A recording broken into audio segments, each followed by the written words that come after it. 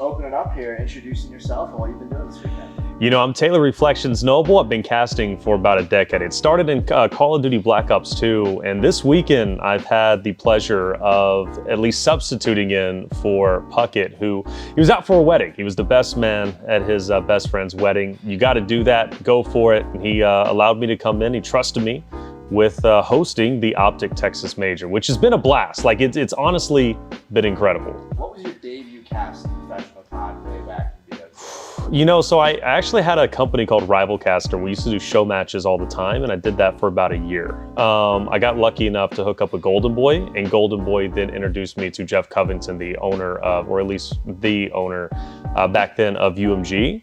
And luckily I was able to do UMG Atlanta, which was just the most amazing tournament. Aside from this one, the OpTic Texas Major, it was the most amazing event I've ever been a part of. So that was my official break into you know, pro casting, if you will. Yeah, and what's been your favorite moment you've covered casting in COD? You can't pick just one. Showers with a couple. Now, favorite moment, I already know it. It's the Nifty Clutch. The Nifty Clutch, back in the day, Nifty's now a CSGO pro player, but back in the day he was an up-and-coming Call of Duty player. And there was this moment on standoff in Black Ops 2. Golden Boy and me were watching Nifty. He had to make an incredible clutch in order to beat, I believe it was Envy at the time. And he ends up making the play. Golden Boy took it over. I just screamed like a little girl, but Golden Boy took it over and he made that moment absolutely legendary. Gotta do it. Nifty could get Nifty does. He wins the gunfight! Oh my god, he won the gunfight! Nifty's making his way down if he caps it! And then aside from that one, it was a really chaotic one. I was casting with Golden Boy over, I think they were Epsilon, but it was eventually the Impact roster that went on. I think they won champs, and then they went on to win multiple other events. And Killa was going off on stage. It was a video that was released called Killa the Choo Choo Train. He's going off. Miracles is saying, you know, sit down, old man, team money, team Parasite. He's you know, goading up the crowd, and the crowd's going crazy. And I was casting that, and I remember Golden Boy literally just standing up and dude, just cast. I gotta go get this handled and situated. And he went up on stage to try and calm him down along with Jeff Covington. So Nifty Clutch, Killa the Choo Choo Train, absolutely my favorite moments. Karma, we played around you, bro! We played around you! And then what do you think has changed the most over Call of Duty as the scene's been going on for so many years? The scene of Call of Duty is I mean, I love the fact that it's still, you know, at least at this point, thriving. You know, you got a franchise league. It's, I think, a little bit more legitimized, a lot more legitimized than it was back in the day. When I started in Black Ops 2 and Ghost, I would travel sometimes across the United States, literally California to Philly, to work an event on Bravo station. And the only thing that I would want was a tweet, like an announcement tweet, right, for publicity, or a hoodie. And that was it. That's all it took to get me to the event, because it was just special to be there. When I joined the Army and came back around Advanced Warfare and the title after, I was told that B-stream commentators were getting paid. Blew my mind. I was like, yo, that's actually awesome. So I think over time, Call of Duty has really grown, not only for the players and the pros, the scene in general, it's matured quite a bit. Challengers is really robust. The CDL is robust. I think they have a lot of great teams. It's a ton of money even to just buy into the league.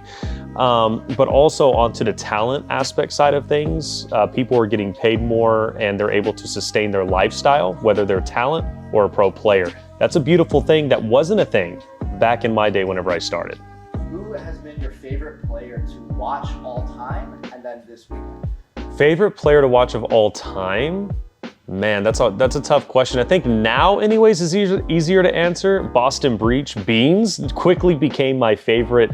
He came into this OpTic Texas Major as a rookie, and he ended up finishing top 4, ultimately being beat. But either way, he really kind of stole my heart, because he went against OpTic Texas crowd. They were absolutely, you know, just berating him nonstop. Beans, you're not going to be able to do anything. They're trash talking him, and he just shrugged his shoulders like, dude, whatever, I got this. And he ended up winning.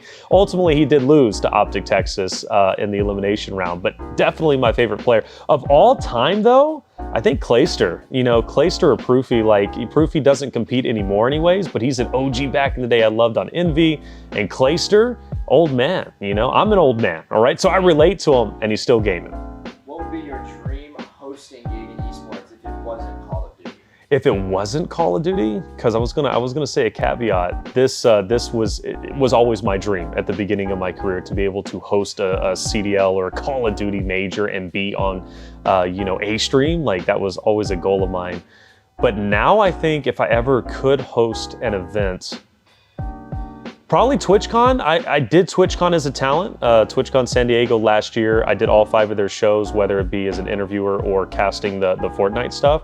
But it would be kind of cool to do what Wavepunk does and actually host the events. It would be a huge challenge. Wavepunk is perfect for the job though, to make that very clear, but I think that would be a challenge I would love to accept.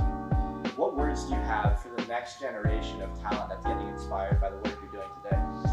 First off, it's amazing if I inspire anybody, because like that means the world to me, because coming up, Puckett, Golden Boy, there's been so many talents that I've worked with now that I only dreamed to work with when I was on the come up.